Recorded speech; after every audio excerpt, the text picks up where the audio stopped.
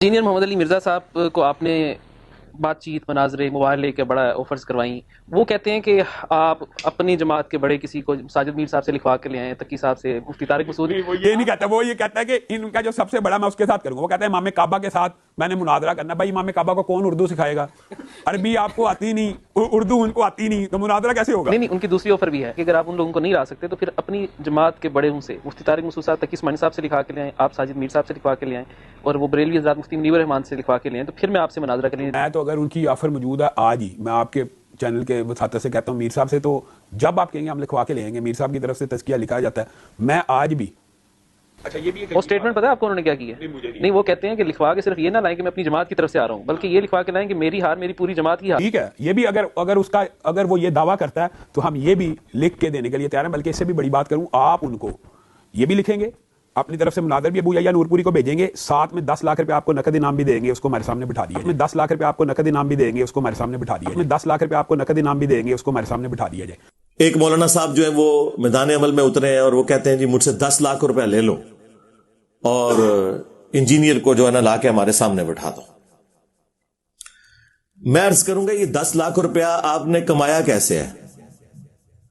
آپ نے لوگوں سے چندے اس لیے اکٹھے کیے تھے کہ آپ دین کے کام میں صرف کریں گے. تو یہ آپ حرام خوری کر رہے ہیں, خیانت کر رہے ہیں کہ لوگوں سے چندوں کے پیسے لے کے مجھے دے رہے ہیں یا اس شخص کو دے رہے ہیں کہ جو مجھے آپ کے ساتھ بٹھا دے. آپ کے پاس تو یہ اتھارٹی نہیں ہے کہ آپ نے لوگوں کا مال اللہ کی راہ میں خرچ کرنے کے لیے لیا تھا اور اپنے نفس کی تسکین کی خاطر آپ کہہ رہے ہیں جی 10 لاکھ روپے دوں گا. اپنی جیب سے دینا. تیرا کیا سورس آف انکم ہے؟ چھوٹی چھوٹی مسجدوں کے یہ لوگ امام ہیں جہاں ڈکلیئرڈ تنخواہ 25,000 ہے, لیکن ان لوگوں کا روزانہ کا خرچہ 25,000 سے زیادہ ہے. چندوں سے کھاتے ہیں.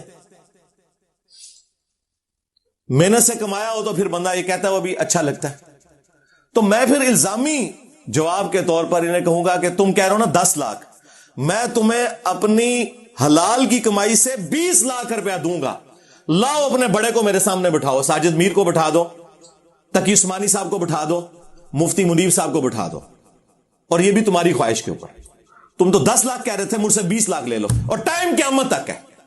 اور یہ حلال کا 20 لاکھ روپیہ ہے, چندوں کا کمایا ہوا نہیں ہے, یہ میری خون پسینے کی کمائی میں سے. اور یہ 20 لاکھ روپیہ دے کے اگر تم لوگوں کا فرقہ ختم ہوتا ہے تو مجھے کوئی آر نہیں اس میں, لیکن لاؤ بڑے کو بٹھاؤ سامنے. تو اب آپ کو پتا چل جائے گا یہ کدھر ادھر ادھر بھاگنے کی کوشش کریں گے. اور یہ میں اس لیے جواب دے رہا ہوں کہ ہمارے بھی بعض اوقات کوئی بھولے بھالے قسم کے اسٹوڈنٹس ہیں, وہ ان کو شیطان وسوسہ دلا دیتا ہے کہ جی کیا حرج ہے, انجینئر صاحب بیٹھ ہی جائے نا, ان کے پاس کون سے دلائل ہیں, لو جی بیٹھنے سے میں تیار ہوں, لے آؤ وڈے نو آوال آؤ. آپ کا کیا خیال ہے یہ تیار ہوں گے؟ کبھی بھی نہیں. ان بڑوں نے کب کام آنا ہے؟ ان کے بڑے اسی لیے ہوتے ہیں نا جب مشکل وقت آئے. ہمارے صحابہ کرام پہ مشکل وقت آیا, 12,000 کا لشکر حضور کو چھوڑ گیا. غزوہ حنین کے موقع پر بخاری مسلم میں آیا کہ نبی علیہ السلام اکیلے آگے بڑھے اس حال میں کہ آپ کے خچر کی مہار ابو سفیان بن حارث رضی اللہ تعالیٰ عنہ نے تھامی ہوئی تھی, اور 80 بندے صرف حضور کے ساتھ تھے, اور نبی علیہ السلام کہہ رہے تھے انا النبی لا کذب انا ابن عبد المطلب, میں نبی ہوں, اس میں کوئی جھوٹی بات نہیں, میں عبد المطلب کا بیٹا ہوں.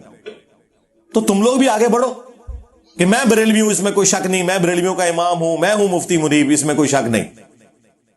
آؤ انجینئر مجھ سے بات کرو, میں ہوں مفتی تقی عثمانی دیوبند کا امام, اس میں کوئی شک نہیں, آؤ انجینئر مجھ سے بات کرو.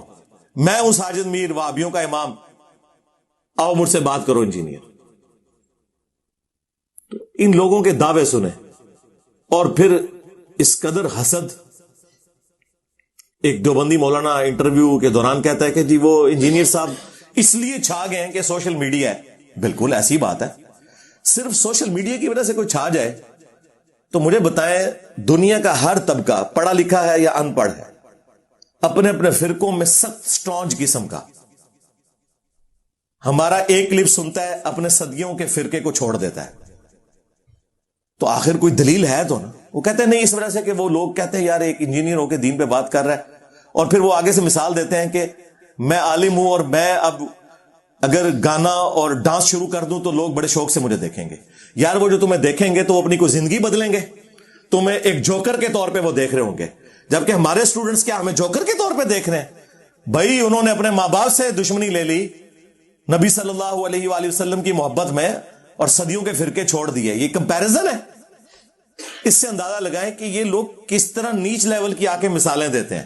یہ دین کے کام کو یہی کچھ سمجھتے ہیں کہ تماشا, چونکہ ان کے بزرگوں نے خود تماشے لگائے میں یہ سمجھتے ہیں کہ باقی لوگ بھی تماشے لگاتے ہیں. پھر جب سب کچھ ان کے پاس ختم ہو جاتا ہے کہتے ہیں جی انجینئر صاحب نے نا جی ایک نیا فرقہ لانچ کر دیا.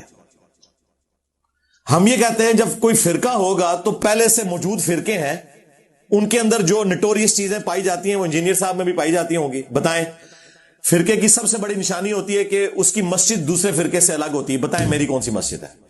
ہم تو تمہارے پیچھے نمازیں پڑھتے ہیں, چندے تمہیں دیتے ہیں. فرقے کی چندہ بک علیحدہ ہوتی ہے, ان کا بابا علیحدہ ہوتا ہے. ہمارا کون سا بابا ہے؟ ہم تو بار بار کہتے ہیں کہ ہم اسے اپنا بابا جان مانتے ہیں جن کی قبر مدینے میں ہے.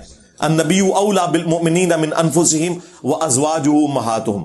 نبی تمہاری جانوں سے بڑھ کر تم پر حق رکھتے ہیں, اور نبی کی بیویاں امت کی مائیں ہیں صلی اللہ علیہ وآلہ وسلم.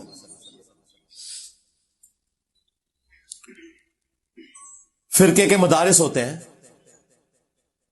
فرقوں کی باقاعدہ ٹیکسٹ بک ہوتی ہیں جس میں بتایا جاتا ہے کہ یہ فرقہ ہمارا جنتی ہے, باقی سارے جہنمی ہیں.